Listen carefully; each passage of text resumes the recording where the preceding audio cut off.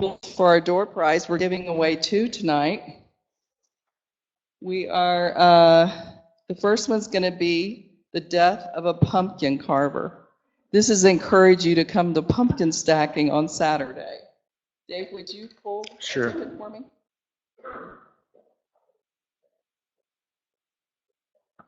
Last 3 numbers, 030. 030. Nobody has that? Oh, you do. Okay. 030. No? In the back. Oh, Ken. Here you go.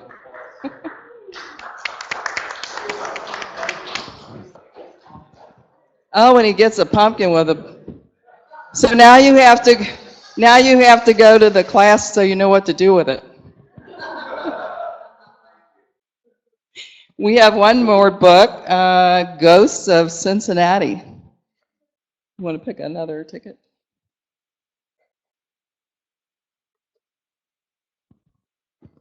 And this one is 015. Another one in the back here.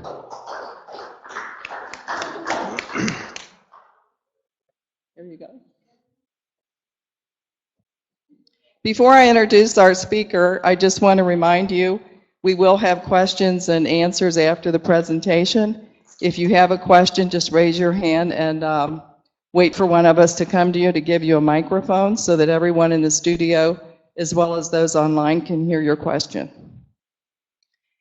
Dave Hatter has 25 years of software development, business analysis, project management, and consulting experience delivering custom software solutions for business.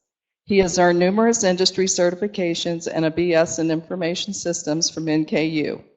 Dave is especially good at bridging the gap between business and technology, earning nearly 60 testimonial letters from former clients. Additionally, he has don't have to read all that stuff. Or contributed to 12 books and has written more than 100 technology-related articles for various publications, including the Cincinnati Business Courier, the Boston Business Journal, and the Kentucky Post. Dave founded in 2001 Libertas Technologies, has been honored with many small business awards, including Torch Award for Marketplace Ethics in 2007. The company he founded was acquired in 2012. He is currently manager of desktop illustrations at Ohio National Financial Services.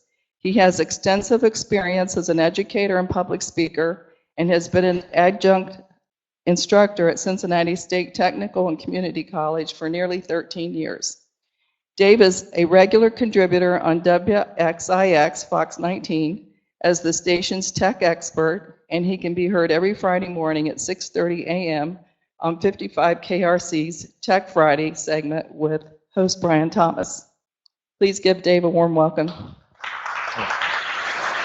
Thank you. So yeah, all that basically just means you can look at me and see I'm a dork, right? Computer dork. That's what I do. So can you hear better now?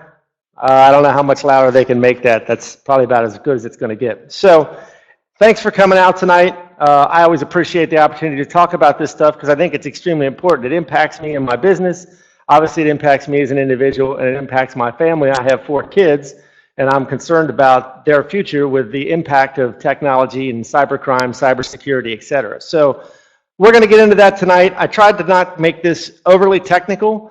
Some of this stuff can get extremely technical, and I'm happy to answer whatever questions as we go along or at the end. Ask whatever you got, throw it out there. I'm hoping that this will be less of me talking at you the whole time and more of a two-way interactive seminar with some engagement as opposed to just me constantly talking.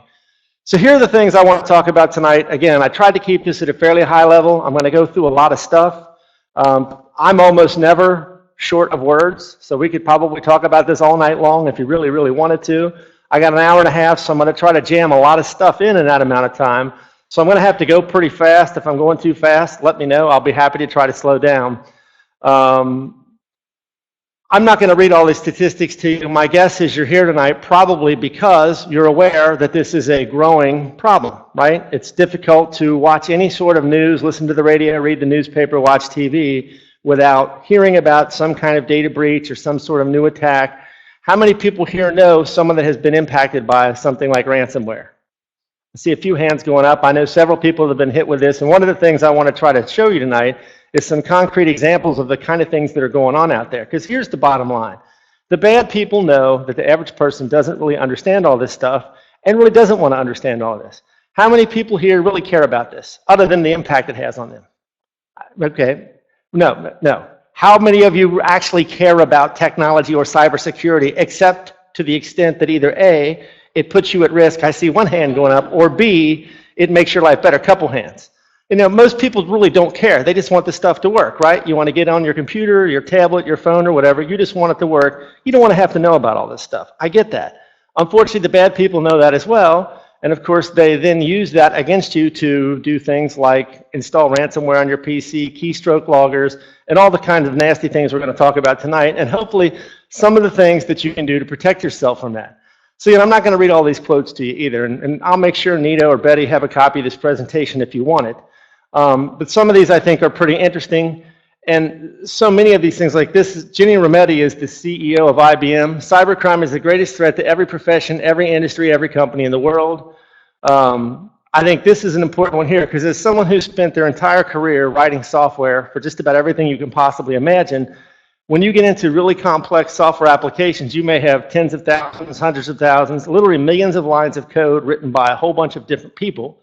In fact, if you're interested in this kind of a tangential topic, there's an interesting article out there in the Atlantic called The Coming Software Apocalypse. You might want to check that out. It's very interesting. But you know, one single vulnerability is all an attacker needs. So folks like me and many other folks out there are trying to write software that's secure. In many cases on top of legacy software that's insecure, on top of legacy devices that are insecure. But all the attacker needs to find is one single vulnerability in millions of lines of code. It's almost impossible to stop that sort of thing, and that's why you see almost every day this thing has been hacked or there's a flaw in that software, update your iOS, update your Android software. It's virtually impossible to completely stop this stuff. And no matter what anyone tells you, it really is virtually impossible to be 100% secure unless you get completely off the grid, live inside a Faraday cage out in the woods somewhere. It can't be done. But you can mitigate your risk. You can limit the amount of exposure you have to these sort of things. And that's hopefully what I'm going to try to do tonight, is raise awareness about the sort of things you really need to care about and the things you can do without spending a lot of money or having to be an expert yourself. But I'll also probably try to say this several times during the presentation. At the end of the day, to some extent, you're probably going to have to rely on someone that has a fairly high level of skill if you really want to be secure. And some of this is going to boil down to risk. You're going to have to decide for yourself, how much of a target are you and how much money do you want to spend to try to protect yourself? Couple key concepts here in my mind. You know, this has reached sort of an epidemic level. I'm sure everyone here has heard about Equifax, right? And chances are everyone in the room, I don't know, how many of you went out and tried that? Went to Equifax's website and punched your information, and how many people said they were impacted by that? Just show of hands. Several, okay. I wasn't, my wife was, interestingly enough. My guess is as time wears on, you'll find out there's more than 145 million people that have been impacted by this, because in almost every case, once they bring in forensics experts and they really dig into these things, they find that it's much worse than they originally released. Now, some folks think that's done by design. I'm not really sure, but it is kind of interesting. In the Equifax case, when the news first broke, you know, it was 143 million individuals were impacted by this breach. Conveniently, of course, several executives sold a bunch of stock right before that was released. And then it's now gone up to 145 million. You can look at Yahoo, for example. So far, the biggest breach to date. In 2013, Yahoo was hacked. They didn't disclose the information until 2016. Now, I'm not necessarily saying they did that on purpose. In many cases, these companies don't realize they've been hacked. These things go on for long periods of time. There's all kinds of studies that have been done on this. And I've got some statistics deep down inside here you'll see in a minute about that. But these things go on for a long period of time. And so Yahoo, when they originally announced it, they said 1 billion records. Then they came back just recently as part of the Verizon acquisition, because they brought in a forensics team from Verizon, did a lot more research and discovered that no, apparently every single record that Yahoo has ever had has been hacked, 3 billion. So if you've ever had a Yahoo account, I'm pretty sure you've probably been hacked there. And one of the things I'm going to talk about in a little bit is, why do hackers want this information? You know, why do they care about you? And that information is surprisingly valuable, and it's one of the things that I think average people and or small business owners really underestimate is how valuable your information can be. And as a result of that, people don't take adequate precautions. They think, oh, it'll never happen to me, I'm too small, I'm not a target, no one cares about me, and that couldn't be further from the truth. One of the reasons why this is growing so rapidly is because it's increasingly being monetized. Bad people are figuring out how to make money out of this. You know, when viruses and those sort of things first started out back in the 80s, for the most part, it was just an inconvenience. You know, it might do damage to one system, because back in the day, you had things like SneakerNet. Anyone know what SneakerNet is? It's got to be someone in the room knows what SneakerNet is. SneakerNet was back in the old days, before people had networks, or if they had networks, they were small local area networks with maybe a few machines connected. You and I are working on a project together, and I got to save something on a floppy disk and walk it over to you. And you got it, then you put it in your computer, right? That's SneakerNet.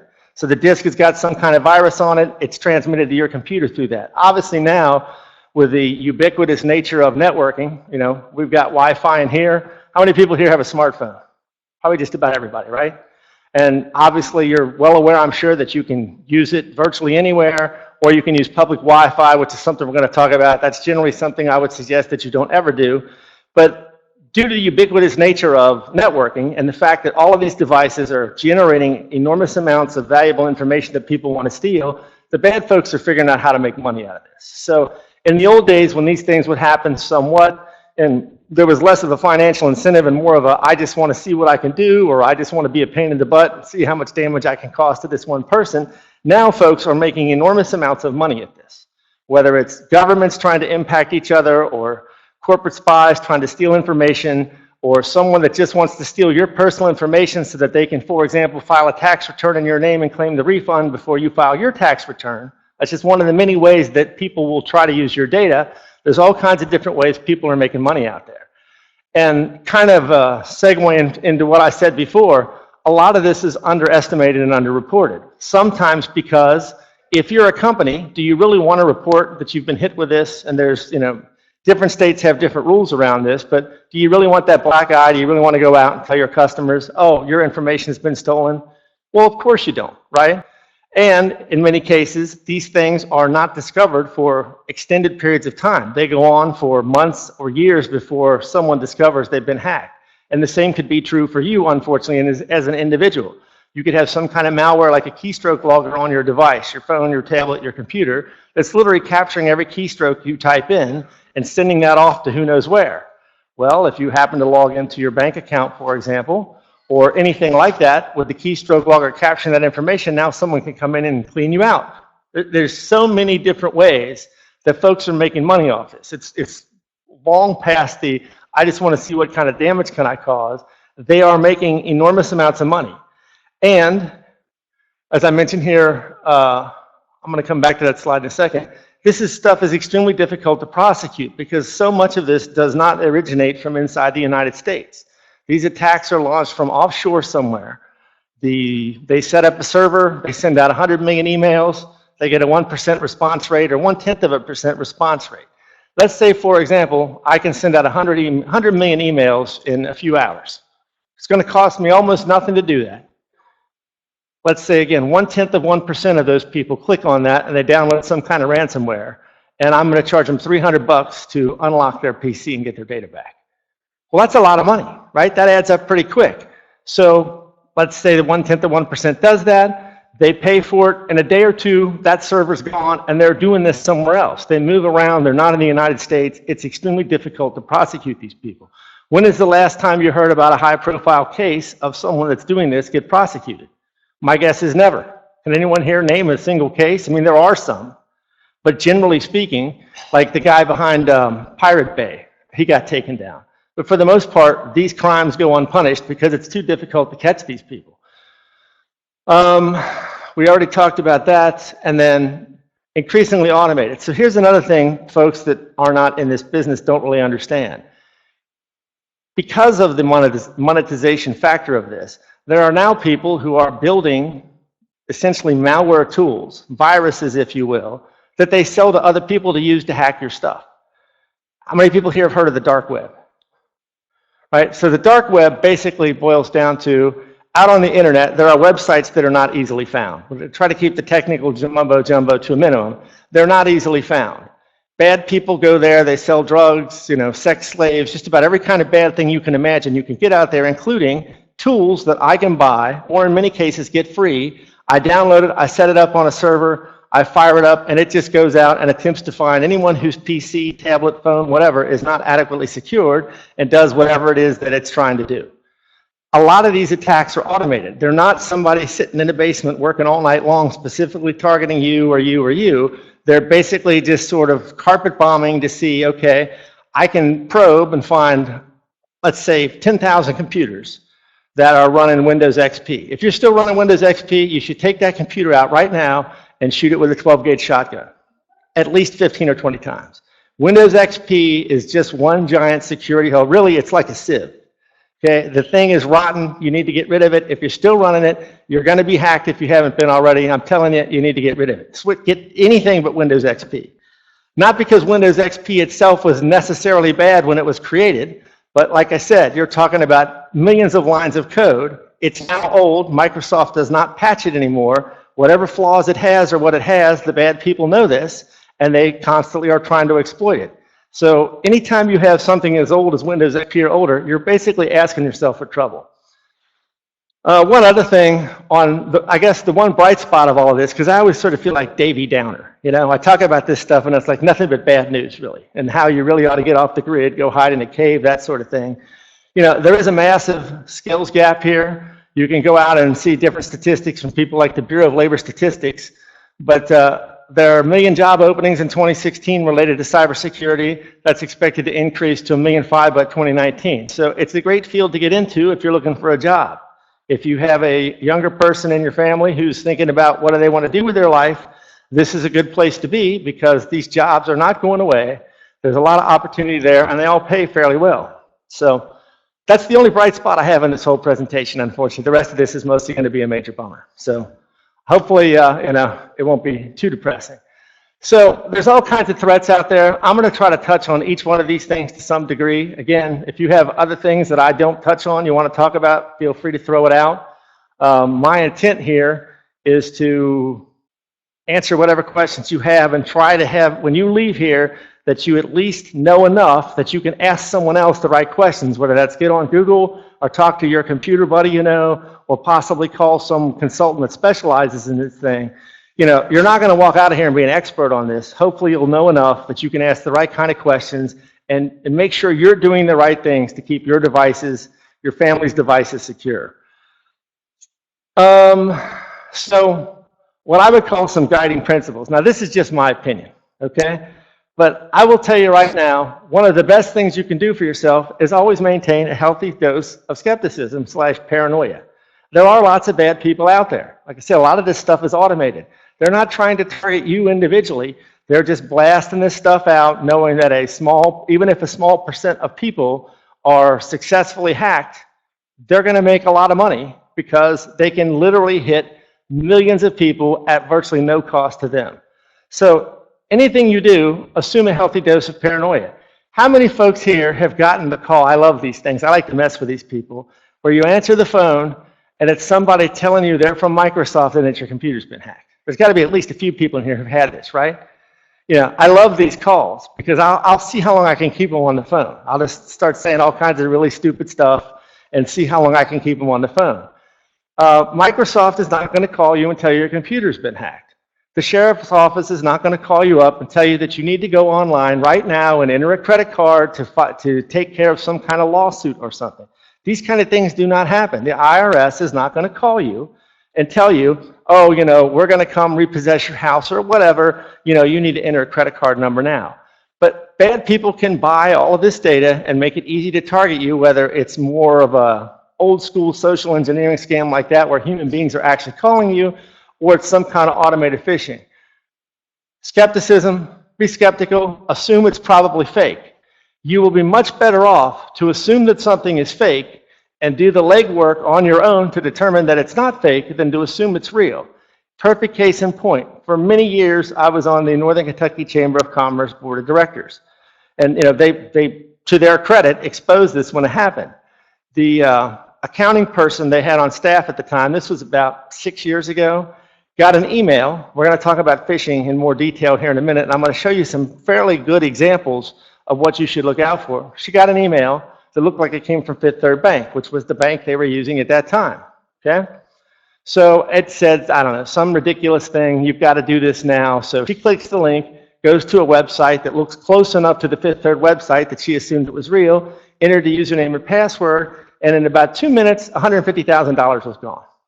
Boom, just gone right out of their account. Now, fortunately, she immediately realized something was wrong, started making some calls, got the FBI involved, and they recovered about $100,000 of the money. But they were out a substantial amount of money ultimately, simply because, unfortunately, she was not skeptical enough.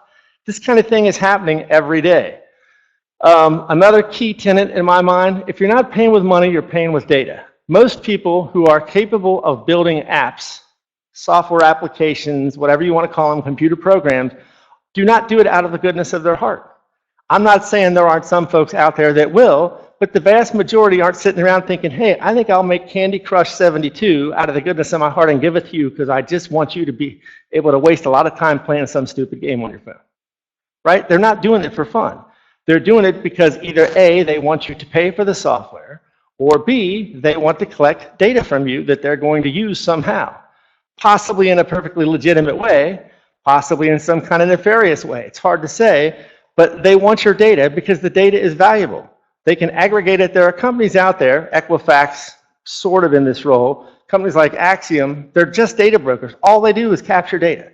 And they want to get as much data about people as possible. The more information they have, the more that information is worth. In fact, if you talk to people on the dark web, hackers that are trying to steal your data, the most valuable thing is something called a FULS, which is basically a dossier about you that has a substantial amount of information. More information is better because it's more powerful for them. There's more ways they can use it. So if you're not paying with money, you're paying with data. I'm not saying that's a bad thing necessarily, okay? You may decide that it's worth it to you for some game or some app or whatever it might be that you're willing to give up whatever information it wants to collect. The trick, though, is to understand in advance that these things are not free. They are collecting data about you and deciding for yourself if it makes sense to give up that data. You know, so as paranoid as I am, you know, if you get my PC out, you'll notice I have tape over the camera. You know, I'm sort of a tinfoil hat wearing guy. I freely admit this. I'm very paranoid about this stuff because I know how bad it is. But at the same, so while I'm telling you all this, don't do this, don't do that, look out for this, I'm standing up here wearing a Fitbit, right? This is collecting all kinds of information about me. These kind of devices are increasingly used in court cases and by police. There's a real interesting case recently. Guy calls the police, house is on fire, police show up, his wife's dead, he's strapped to a chair. And right off the bat, this story sounds funny to me. He's got one arm and one leg zip tied to a chair. Like, really? I mean, come on. If I was going to come in and kill your wife and burn your house down, I would at least zip tie both hands or something. You know, immediately I'm thinking, it's only one side done. That tells me the guy probably did it himself, right? Because how could you zip tie both hands? Anyhow, he makes up this big elaborate story, intruder's still in the house, yada, yada, yada. And story doesn't sound right to the police, so they check his wife's Fitbit. Well, ironically, she was still alive and moving around when he claims all of this happened. He claims he left the house, alarm drop went off, he went home, sent his boss an email from the car, so he's leaving these handy digital footprints himself through the alarm system, through the email that he sent. His wife was on Facebook, his wife's Fitbit was capturing data. So once they went and looked at all this, they realized that there's no possible way that he, you know, the story as he told it could have happened, and now he's going to jail. There's another interesting story in Middletown. If you look this up, in Middletown, Ohio, guy claims his house burned down, yet he had all of his furniture moved out of the house. Again, it seems weird just from the get-go. Well, unfortunately for him, he has a pacemaker. So they got a warrant, and they got the data off his pacemaker and realized there's no possible way what he claimed happened could have happened. So you're creating all this data exhaust. All these digital things that you're using are capturing a lot of data. And again, I'm not saying it's bad, but hackers want this data. And in many cases, you're trading that for whatever you're using, and you need to understand that going into it. But that's really, in my mind, partially security, partially privacy. These things constantly change. You know, one of the things that makes this so tricky is there is no silver bullet, there's no 100% fix, It's impossible to be completely secure as soon as you plug into any kind of network. And the bad guys know this. And again, once the approach A gets figured out, well, then they switch to something else. Going back to that quote before, all they need is one vulnerability and potentially 1 million lines of secure code. They only need one. And once that gets plugged, then they'll look for the next one. And then they'll look for the next one. So this changes all the time, and I realize that's one of the things that's frustrating for people. If you did a brain dump with the smartest person in the world on cybersecurity today, and a month from now, there'd be some new thing you wouldn't know about. It's very difficult to keep up with this. And one of the things I'm going to give you at the end is some resources that are free you can follow that are basically putting out a steady stream of useful information that is not real technical and geared towards folks like you who can figure out like, hey, this applies to me. I use this, or I use that, or I have this thing. I should do something about it. Encryption is good. My advice to you is use encryption wherever you can. We'll talk more about encryption in detail here in a minute, but the basic gist of encryption is, if you don't know, it takes data and scrambles it up. And without a key to unlock it, it's basically unusable for the most part. Now, there are some caveats to that, but in general, encryption is good. Use it where you can. Education and awareness is critical. And then one of my favorite quotes there, just because I'm paranoid doesn't mean they're not out to get me. They are out to get you. The bad people want your information, they want your money, and unfortunately, they're using all this technology to get to it. So a lot of these things, I think it was James Comey, there's another quote out there that I didn't put in here, something about you can think about security like an evil layer cake. There's a lot of different layers to this. A lot of them intersect and overlap with one another. So I tried to kind of break this down into chunks that relate to one another. And also try to touch on a few things that would be relevant to business owners as well as individuals, but it's mostly try to focus on stuff that would be relevant to you as an individual. So again, I'm not going to read each one of these things to you. You can have the presentation. Physical security. It really all starts with this. And some of this, you could question whether it really fits into this bucket. Like I say, some of it overlaps. But thinking about things like, okay, what can I do to secure the devices I have physically? Many hands went up in this room when I asked if you had a smartphone. My guess is many of you use your smartphone to do things like online banking or check your health insurance accounts or other things where sensitive information is potentially accessed. Is that true? Yes, no, I see some heads shaking, I see some heads. That's good, because yes, in general, you should avoid that. But my point is, these devices potentially have all kinds of sensitive information. Personally identifiable information, protected health information, PHI or PII, you'll hear security people use these terms. If you don't have physical control of a device, how many people here have lost a phone before?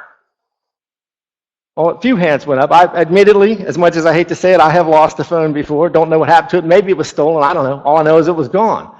Now, me being the paranoid nut that I am, I don't really do a whole lot on my phone. If you steal this phone, there's really not a whole lot on it worth having, frankly.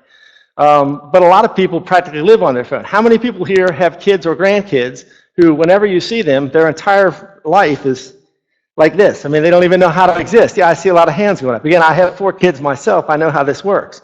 It's amazing to me that, they would rather sit across the room and text than talk. I mean, in the same room, and they send me a text. It's like, what's wrong with you?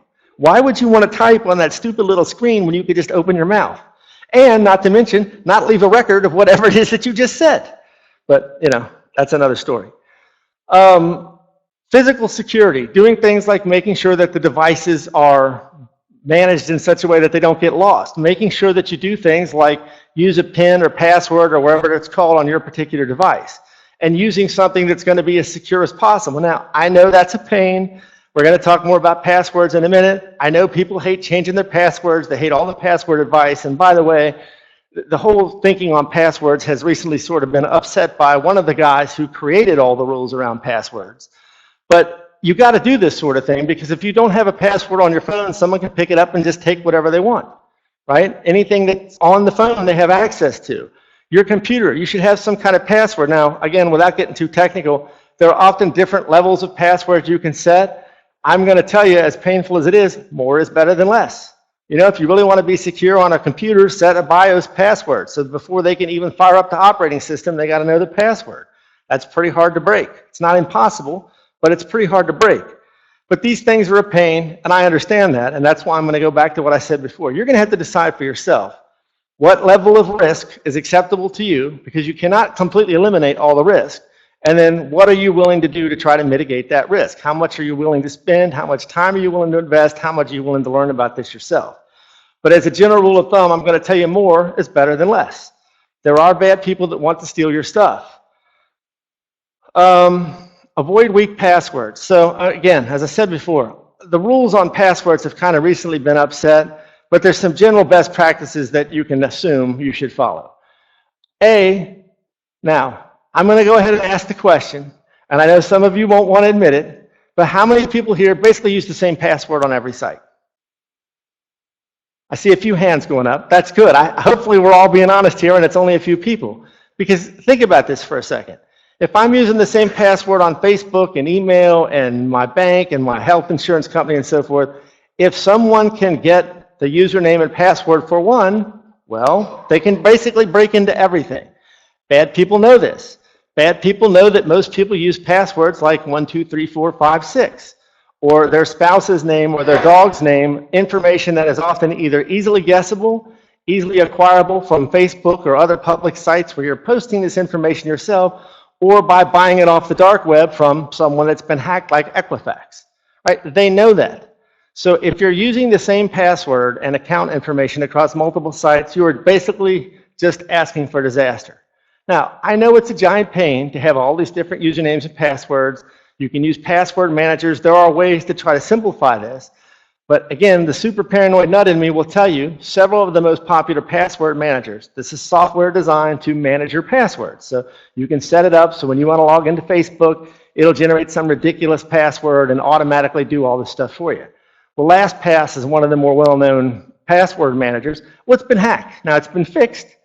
We'll talk about patches and so forth. I do not use a password manager. Okay, I'm not going to put all my passwords in a place where some hacker is purposely going to try to steal them all.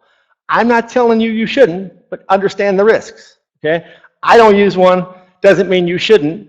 If that will get to you to a place where you're using better password security, which means some reasonably strong password, which I'm going to talk about in more detail in a second, and something different for every site that you use, or certainly at least something different, something unique for any sensitive site.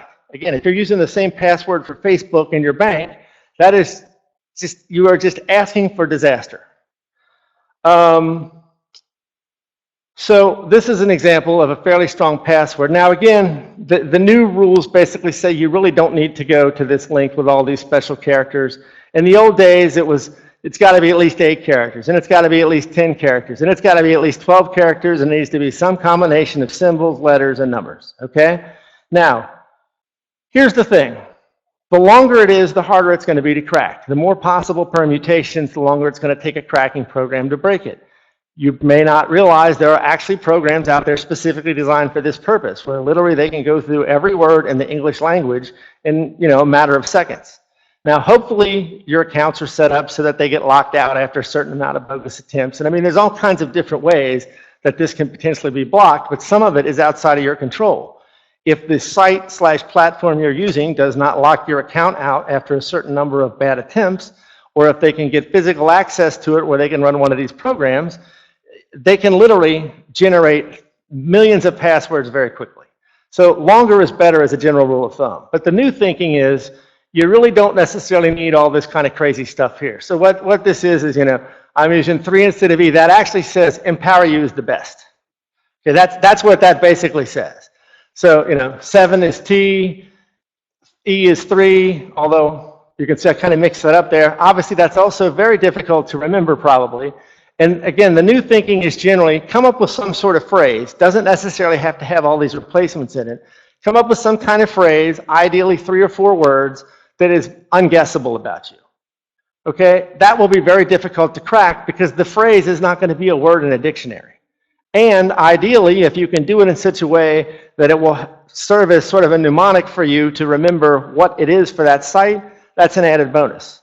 So some kind of phrase, 3 or 4 words, probably will work out better than that in the long run anyway and be more easy to remember. And the bottom line is no matter what you do, if you do this in such a way that it's so difficult you won't practice good password hygiene, which is different password for every site, then that isn't going to matter anyway, because once they crack it once, they got it everywhere. Change passwords regularly. Okay, I realize this sucks, right? Nobody, once they've come up with something like this, wants to change it regularly. And the bad guys also know that when you're forced to change your password regularly, you go from password 123456 to 123456 or 123456 They know that. They know these patterns, right? They know how people behave. They study this thing. There's all kinds of studies out there about the kind of passwords that people use. In fact, if you go look, you'll find every year for the last several years, there are numerous sites that publish like the most used password. Okay, so the bad guys know all of this. They can predict the kind of things you're going to do. So changing it by one character to the next logical character in the sequence, not a good plan. Yes?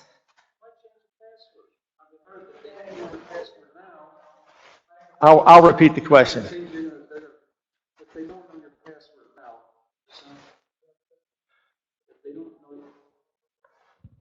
Okay, that's better. Hey, if they don't know your password now, why change the password to one they could figure out?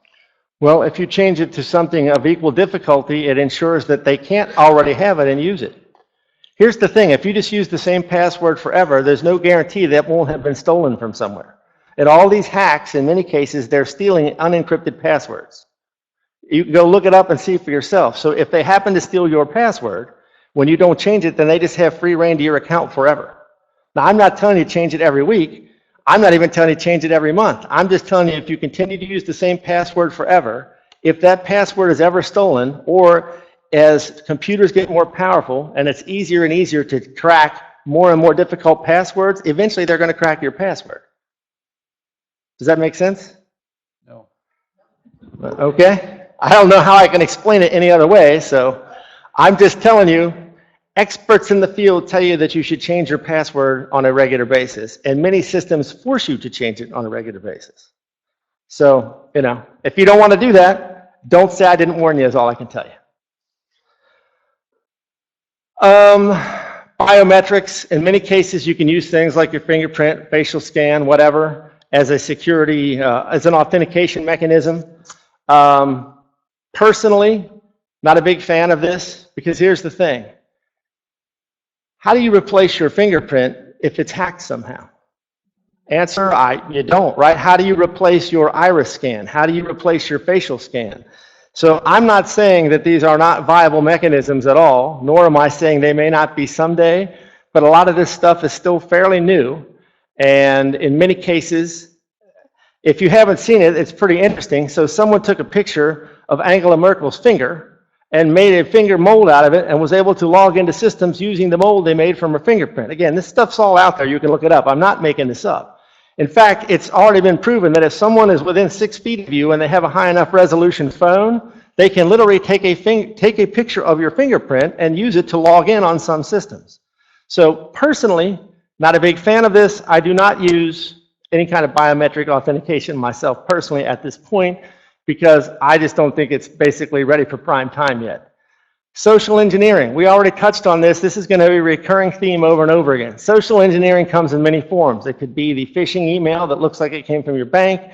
It could be a text message that looks like it came from someone you know, or it could be that call where they claim they're from Microsoft or Apple or whatever, and your computer's infected with a virus, and you better do this right now or you're going to lose all your data, or whatever they tell you, right? There are all kinds of people. Anyone here heard of Kevin Mitnick? Kevin Mitnick is probably the world's most famous hacker.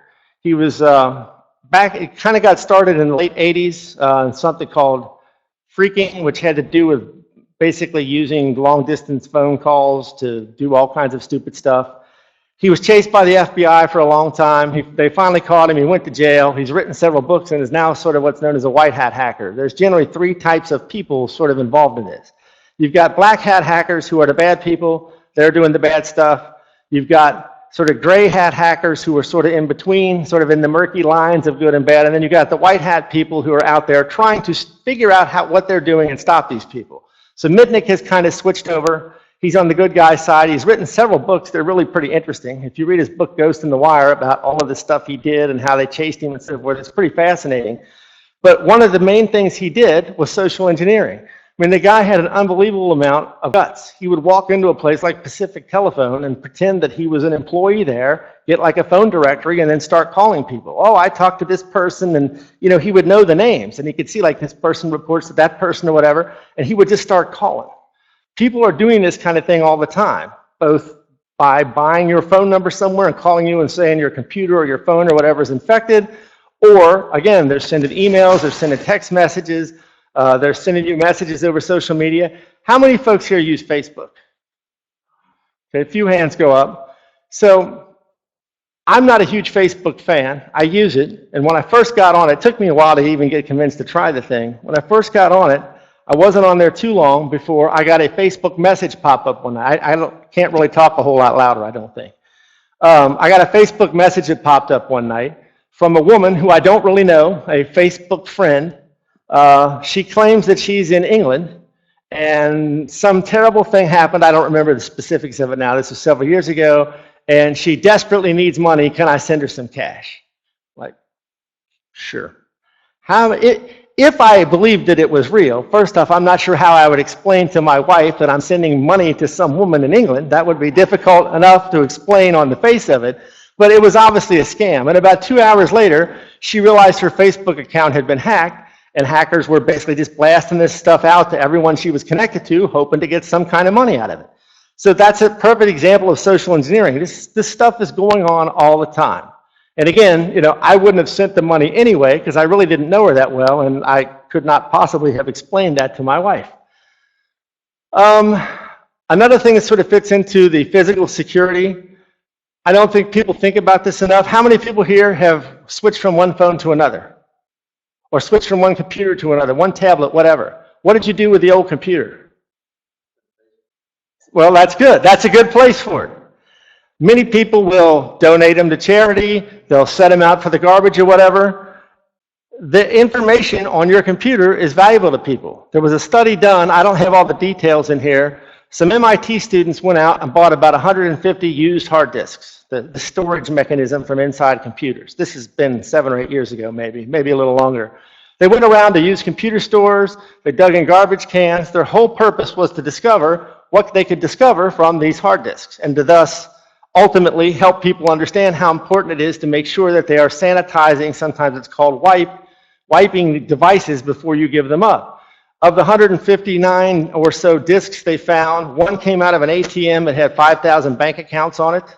One came from the VA. It had a whole bunch of protected health information, people's age status, and all kinds of stuff like that on it. The bottom line is they spent something like $300 and basically hit a treasure trove of information.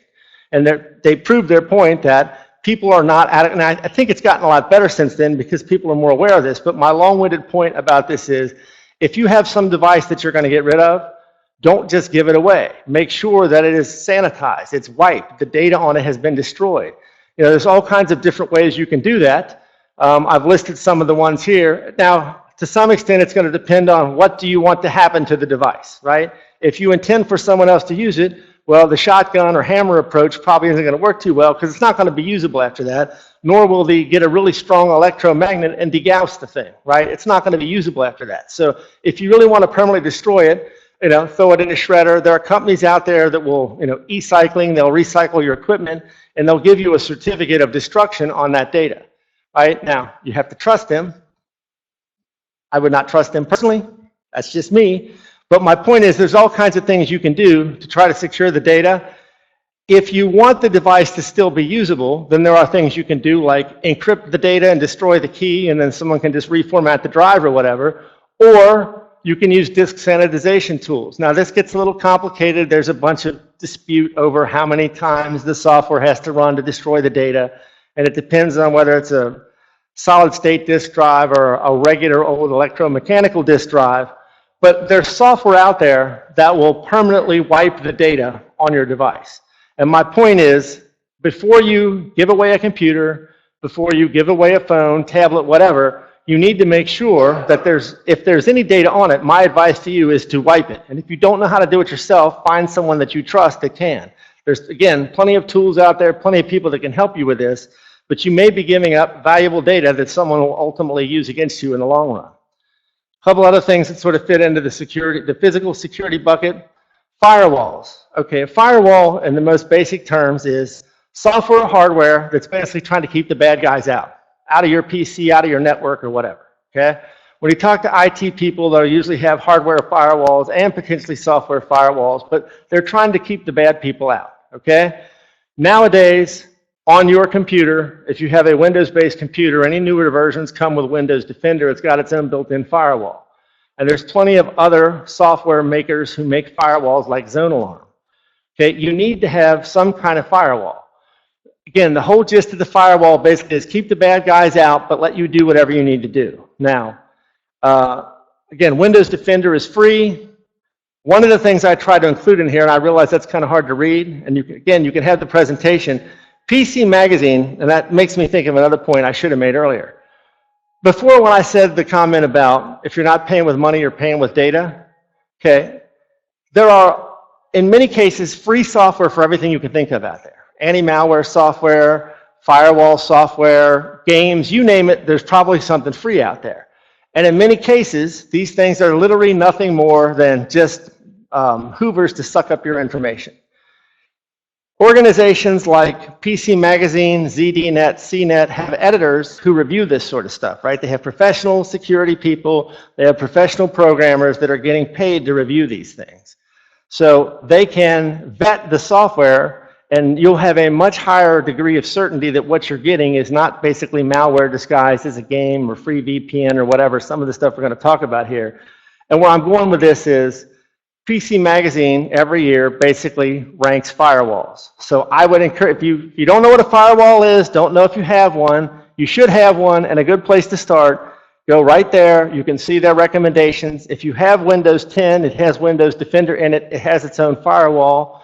It's okay. It's certainly better than nothing, but there are better products out there than that. Again, you can get the details on that from PC Magazine there.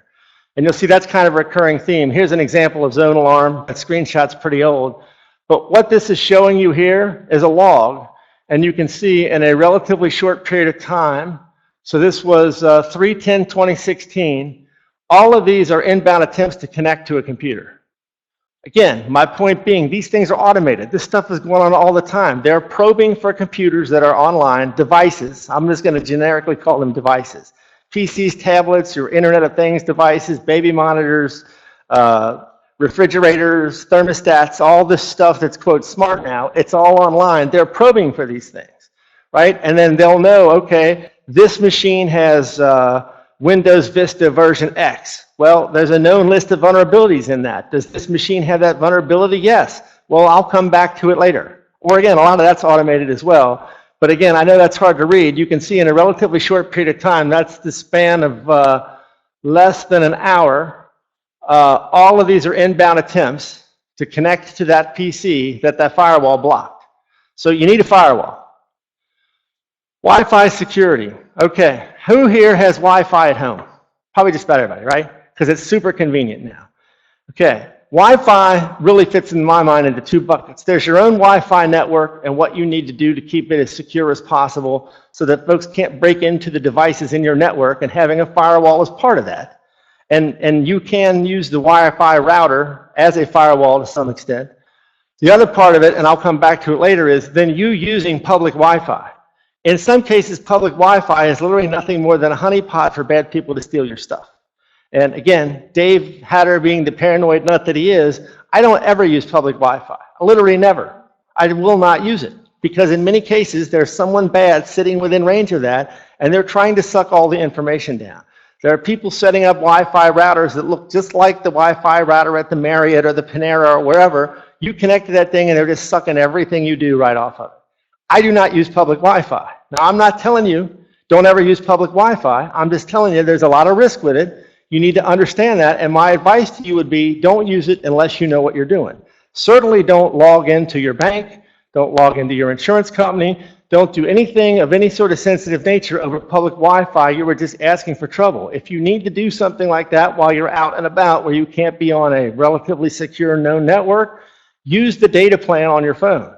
Even if you have to go over or whatever in some sort of emergency, it's going to be a lot less costly to you than having, for example, the credentials for your bank account stolen and suddenly you finding out that you have no money in your bank account. Again, these things happen all the time. I just told you the story about the Chamber of Commerce. These things are going on all the time, and it will take you probably less than 2 minutes in Google searching to find lots of concrete examples of these bad things happening. If you have Wi-Fi at home, if you don't do anything else, now hopefully, if you have a Wi-Fi router at home, someone who set it up has done most of these things for you. They knew about this, and they did most of these things for you. But one of the problems with all of this technology that people are bringing into their homes is if it's smart, if it can get connected to the internet, it probably has some kind of default password, right? If you have a Linksys router, if you have a Netgear router, you have a Belkin router or whatever, when they ship these things, they're struggling in the battle of how can I make this secure, but also as easy as possible for you to use. Who here isn't going to be frustrated when they go buy their wireless router and they plug it in and then it doesn't work? Everybody's going to be unhappy about that, right? So they have to try to balance, how can I make this easy for regular non-dorks like me to use and secure? That's a difficult thing to do. So these things will ship with an administrator account typically and some kind of default password. The default password is in their documentation. You can go to their website and look up Linksys Model X and it will tell you the default username and password. So if you don't change that, you basically are broadcasting to the entire universe, I have this router, the bad people know that, they can potentially log right into that and then use that as a jumping off point into anything else on your network. Yes? I'll repeat your question.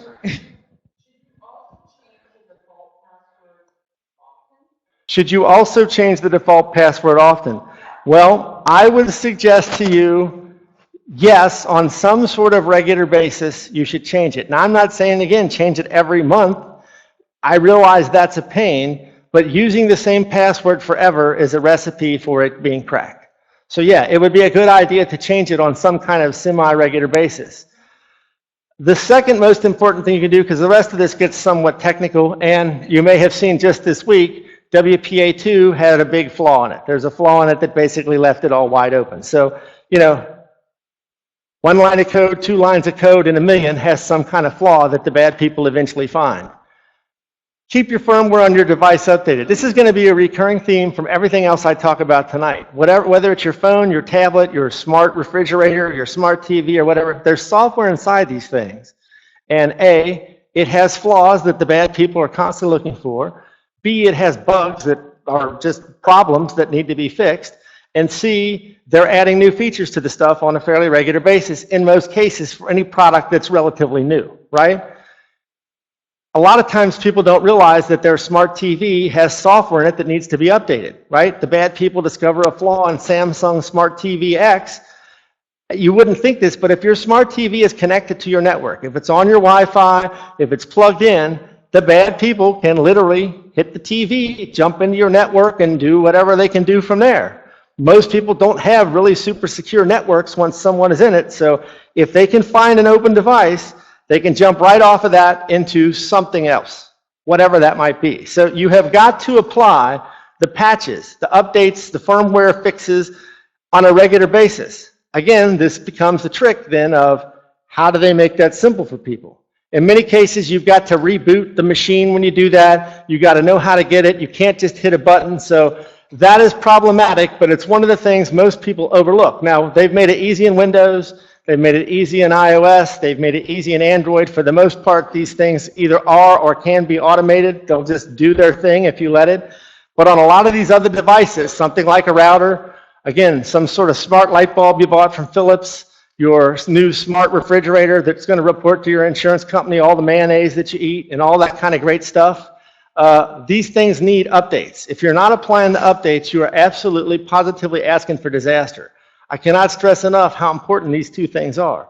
There is a website that is specifically designed to help people search for internet-connected devices.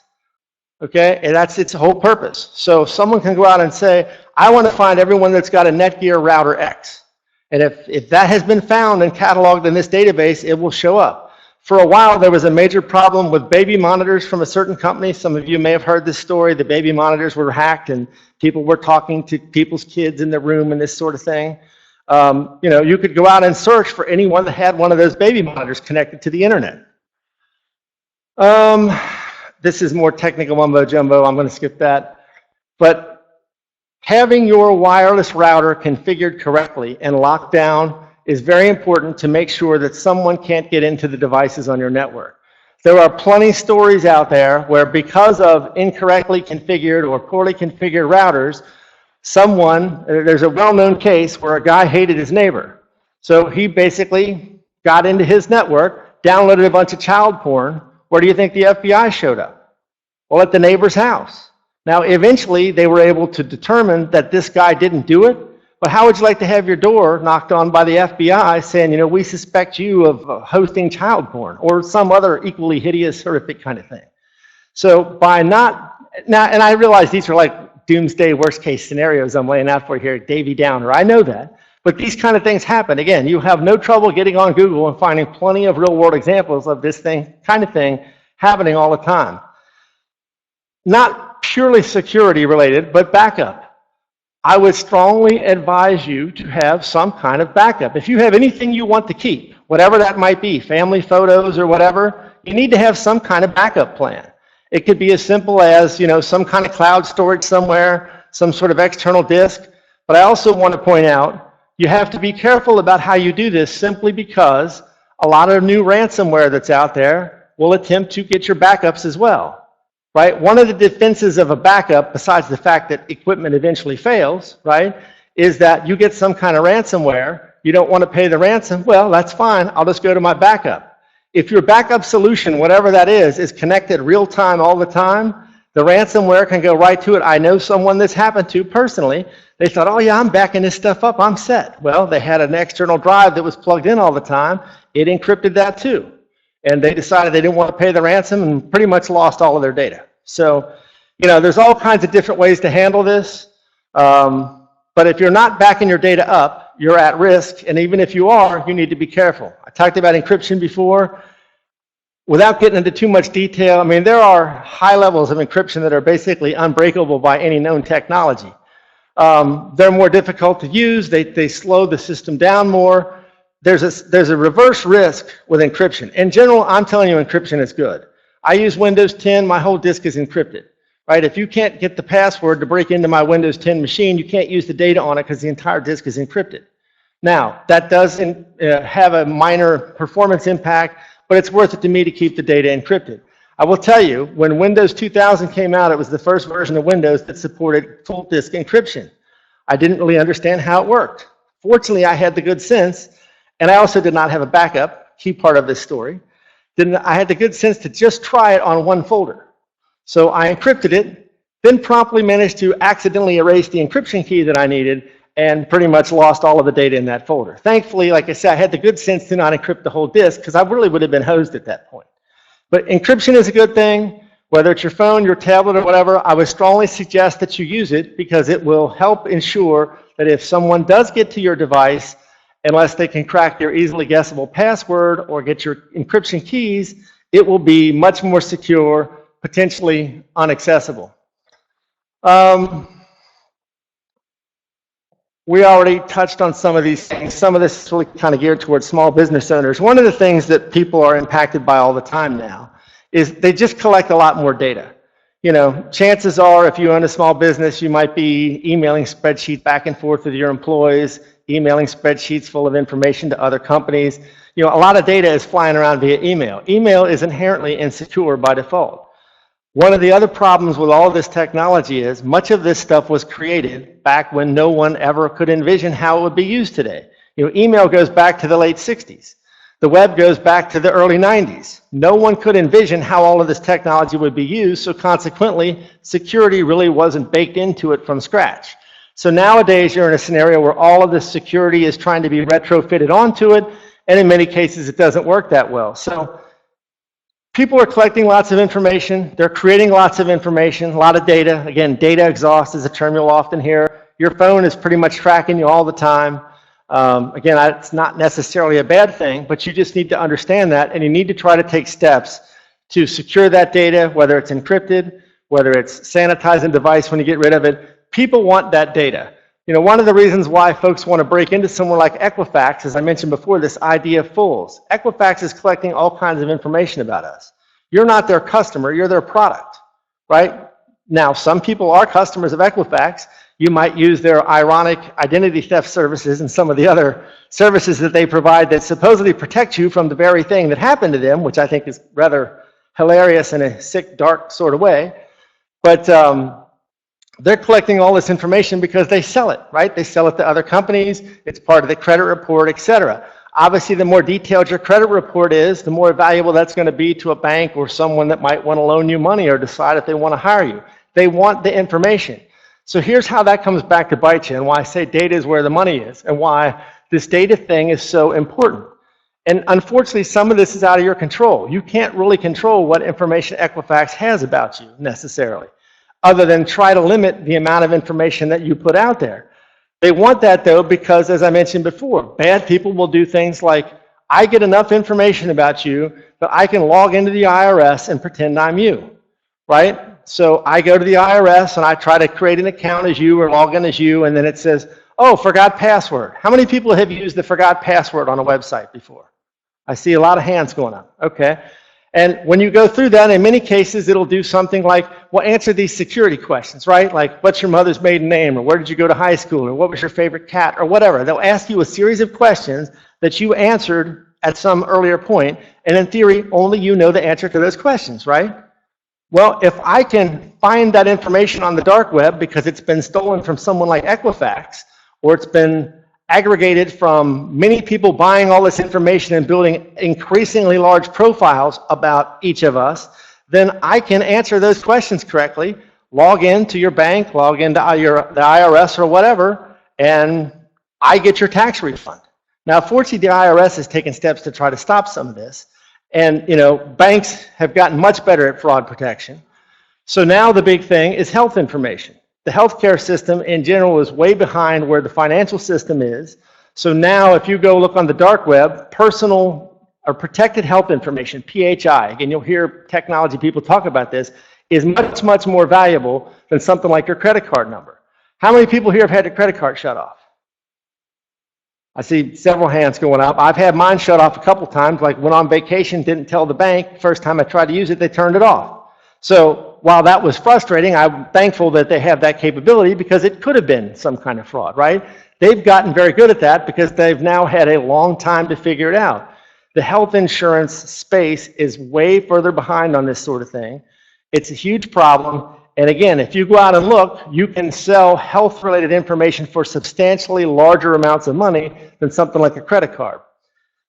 So let's talk about malware for a minute. Malware is sort of the newer generic term for what in the old days people would call a virus. And there's all kinds of different virus, worm, Trojan horse, spyware. All of these things in my mind sort of fit into the malware category, which is really malicious software. You know, that's basically, now what's it called when you jam two words together? I don't know, I can't think of what it's called. Anyway, but they're basically saying malicious software. All of these things sort of fit into that bucket. There's tons of this stuff out there. And unfortunately, bad people are coming up with new versions of this all the time. One of the most recent things that's come out, I'm sure everyone in here has used it but may not realize it, Adobe Flash. Adobe Flash is software that for a long time was a big part of the web.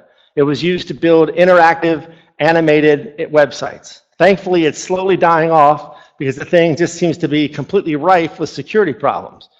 And the most recent one, some folks figured out how to hack it in such a way that basically it downloads malware to your PC. So this whole week, this past week, they've been, you got to either get rid of Flash altogether or you got to install this update from Adobe. These things go on all the time. And as soon as your anti-malware software figures out how to stop things, this is tricky too, because in many cases, this anti-malware software, right? Things like Symantec antivirus, that's one of the more well-known ones out there. There's a bunch of them now. Or even Windows Defender, the free one that you get with Windows 10, okay? They're reactive. They can look for certain types of activity and say, oh, this looks like a virus, but in many cases, until a specific virus, Trojan horse, keystroke logger, ransomware, or whatever has been identified and analyzed and understood, they can't stop it. Okay, so you buy antivirus software X, you hopefully set it up so it automatically updates itself, so every day it's getting the latest definitions for whatever known bad stuff there is out there, and the bad guys change it ever so slightly so that now it can't determine that, this thing it understood yesterday is now something different. And it goes for X amount of time until someone discovers it, can analyze it, and then update the virus definition. So you need to, long and short of it is, you need to have some kind of antivirus software. Again, if you have Windows 10, you got Defender out of the box, it's okay. If you look at PC Magazine, you'll see in this article right here, they talk about all the different, their editor's choice antivirus packages. And again, there's plenty of sites where you can go to vet these things. These are some of the most popular ones. Personally, I like this, which was recently bought by Avast. There are any number of these where you can basically have a free version or you can pay for their premium version. Now, as I said before, in many cases, you have to be careful because the free stuff, they want your information. So my advice to you is if you aren't using Defender or if you don't know what you have, not sure what you got, I would suggest you go here, you check out what they have to say, and you pick something from that list. Again, I personally like AVG. It works really well. That would be my recommendation to you, the free version of AVG. But there are plenty of others out there, and this is one good source for that sort of thing. Again, I mentioned before, CNET, ZDNet, there are numerous online magazines and so forth where they evaluate these things, they vet these things. So you can have a pretty high degree of confidence that whatever you have is not just basically malware disguised as anti-malware. Couple other thoughts on the malware front. A lot of this stuff gets delivered, and this is where this stuff intermingles. It gets delivered via email or text messages or some kind of link that comes across social media. They're using phishing, they're using social engineering to convince you to do something that allows your device to download the malware. The anti-malware software ideally is going to block that. But like I say, it's a constant battle. It's like a run and gun thing where the bad guys make X today, the good guys figure out X and block it, so then they come up with Y tomorrow. And until the good guys figure out Y, you're going to be susceptible to Y if you're not following other good practices like being skeptical, not clicking on links. If you have even the slightest doubt that something is real, don't click on it. Go call the organization that claims to have sent it to you. If you get something from your bank urging you to do something, my best advice to you is just assume that it's fake. And if you have any doubt, pick up the phone and you call your bank. Say, hey, I got this thing. It claims it's from you. What is this? And they're probably 99% likely to say it's some kind of scam, and they'll be thankful that you called them if they don't already know about it. Okay, you've got to be skeptical. You've got to understand that a lot of this stuff is automated. It's pouring in on you all the time, and they know that folks will click the link. They'll click the button. They'll do bad stuff. Patches and updates, we already talked about this a bit. You have got to keep your software updated, yes. Wait just a second, please. Hi. You had said on the prior screen about anti-malware for smartphones. Are there any particular ones you'd recommend? Well,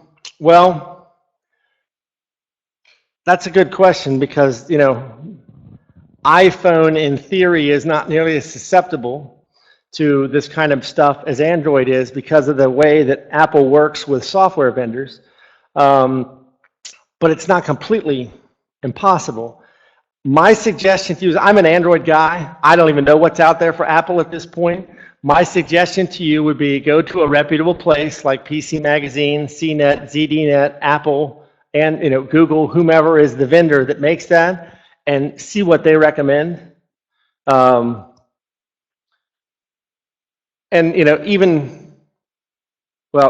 that would be my best advice to you.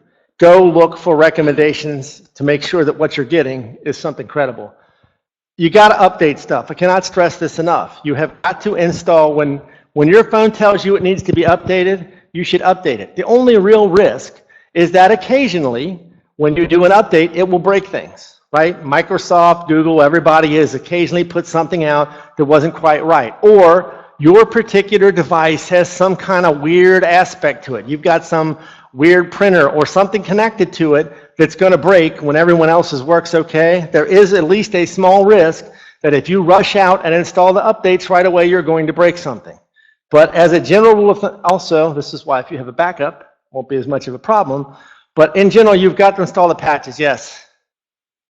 I have a question back on your routers.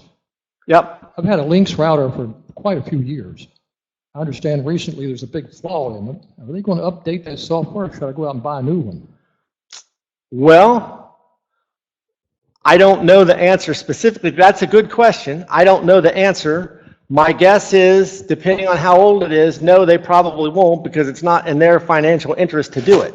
Unless it's a flaw that would impact software that's running on the newer ones, no, they probably will not fix it. For the same reason Microsoft stopped patching Windows XP, has stopped patching Vista, will eventually cut off Windows 8. It doesn't make sense for them financially to keep doing that. So without knowing more about your specific case, you're probably better off to just go buy a new one. Plus, they just get faster and have more capabilities all the time as well. And the price continues to drop. I mean, they're relatively cheap nowadays. So unless you can find someone that can give you a specific, concrete answer, in your case, I'd just buy a new one. Dave, we have a question online. Okay. This is from Jimmy Link. What is your opinion using a VPN for home use? Well, that is a great question, because I'm a few slides away from that. As a general rule of thumb, VPNs are good. There is a caveat to that, though. There's free VPN software out there, and much of it is nothing more than a Hoover sucking up your free information.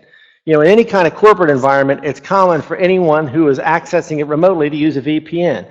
VPN stands for Virtual Private Network.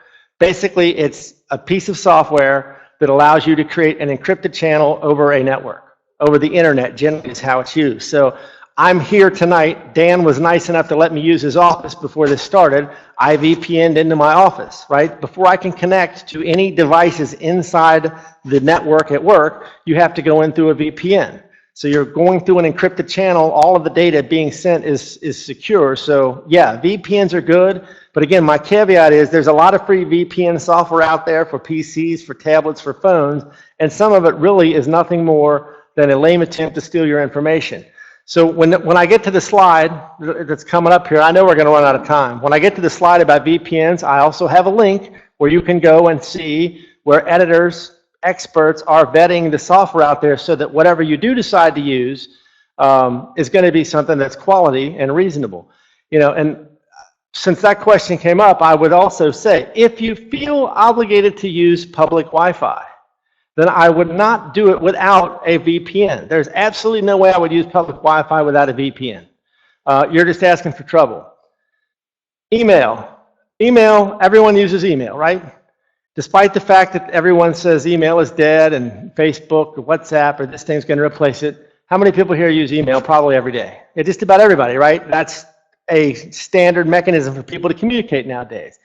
Email has all kinds of problems. As I mentioned before, when it was invented, it was long before anyone thought about how it could be used to do all the things it's used for today. Security was not built into it from scratch. Emails by default are sent in plain text, meaning it's just anyone can read it, right? In the simplest terms, it's text. You can find the emails floating around out there and read everything in them. Now, there are ways to encrypt them. There are things you can do to make them secure, but in general, email is inherently insecure. You should not send any kind of sensitive information via email, period. You're just asking for trouble.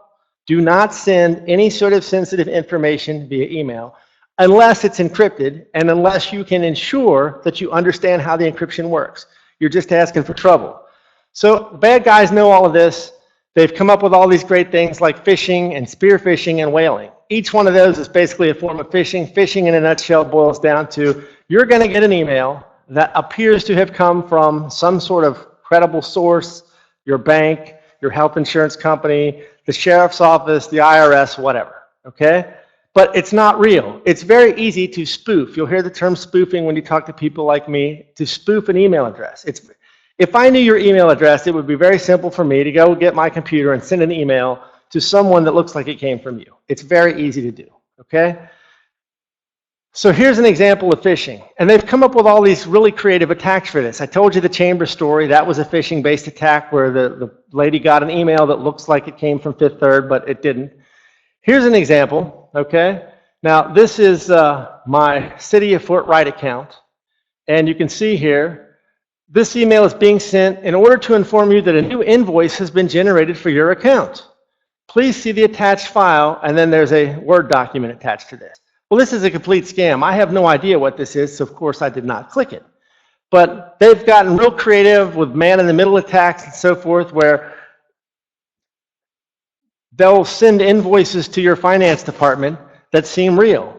They'll pay the invoice only to find out that it was fake. These kind of things, and I'm sure everyone in here has gotten these sort of fake phishing emails, right? I'm sure there's no one that has not gotten something that was fake, and obviously fake, because in many cases, there's all kinds of telltale signs and red flags. The language is weird, the punctuation is weird, it doesn't read quite right, it says you have to take some sort of urgent action by this time or date, or God is going to strike you dead, or who knows what sort of thing that they tell you you have to do by a certain period of time. Obviously, I just deleted that. Now, this one is more interesting, and I realize you can't read this, so I'm just going to paraphrase what it says for you. In my spare time, I am the mayor of Fort Wright. Whoop-de-doo. But it's pertinent to this story here because this is an email from the city clerk to me. She got an email that looks like it came from me to her asking how much money was in the city's bank account. So she responded to that email. Then she got another email that looks like it came from me wanting her to set up an international wire transfer. It's all right there if you can read that. Thankfully, she had the good sense to realize that A, we don't do international wire transfers or have any sort of international business whatsoever, and B, that I would never ask her to do something like that, certainly not via email. So thankfully, she had the good sense to pick up the phone and call me and say, hey, Dave, what's up with this email? Which, she then forwarded to me, and I took these screenshots because this kind of thing is going on all the time. I have a friend, anyone familiar with Schneider Electric? Gigantic international company, about 150,000 employees. They get hit with thousands of emails like this every day that supposedly have come from the CEO or the CFO to some sort of low-level accounting person wanting them to do a wire transfer or pay some sort of invoice. Because I can go online and figure out who the CFO of Schneider is. I can go online and figure out who the CEO of Schneider is, and I can fake these emails, and sometimes they cause people to pay them, unfortunately. Because who's going to question the CEO of Schneider? Someone they probably don't know, have never met. You're going to send an email back to the CEO saying, sir, is this real? Most people aren't going to do that. Yes.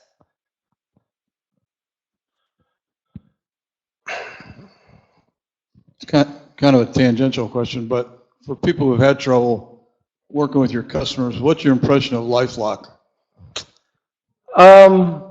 That's a good question. I think identity theft services probably have their place. I don't personally use LifeLock, so I don't really have a specific opinion, but I'm aware of various good-sized organizations that offer it as a benefit to their employees, so I would hope that they've done enough vetting on it to determine that it's worthwhile. There are others out there, that's probably the most well-known one.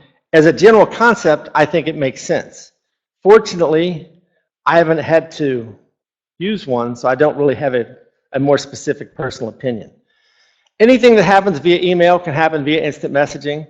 Text messages, there are all kinds of text messages that are basically phishing. If someone can get a message to you, Facebook, LinkedIn, Twitter, email, text messaging, Skype, pick your poison. There is phishing, sometimes going by different names. Smishing is the name for text-based phishing messages. Yeah, I don't know who comes up with all these names. They're ridiculous, I know. And unfortunately, there's a never-ending stream of new names that you have to know. But just understand that if you are using any kind of messaging, anything where someone can get a message to you, there is a strong possibility that anything you're getting is not real. And my advice to you is don't click the link, don't do whatever it says, either ignore it, or if you just can't ignore it, you reach out to the organization that it claims to have come from. Don't click any links. Either you type in the address for their website yourself, you pick up the phone and call them. You have to initiate the action yourself. It's the only way you can be sure that whatever you have isn't going to either A, take you to a bogus website, or B, infect your device with some kind of malware. Yes. She's going to bring it to Mike.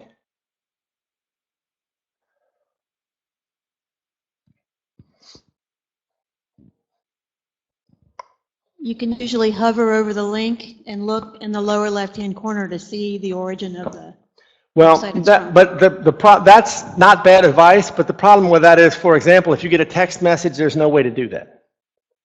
right? You can't really hover over that on your phone. So my general advice to people, while that's perfectly reasonable, in a browser, if you get an email, you can put your mouse over it, and it will show you, usually somewhere down in the bottom bar, what URL that points to. Now, there's two problems with that. I already mentioned one, that won't work on every kind of device and for every kind of message you might get. And two, many people are not, unfortunately, sophisticated enough to really understand what that means.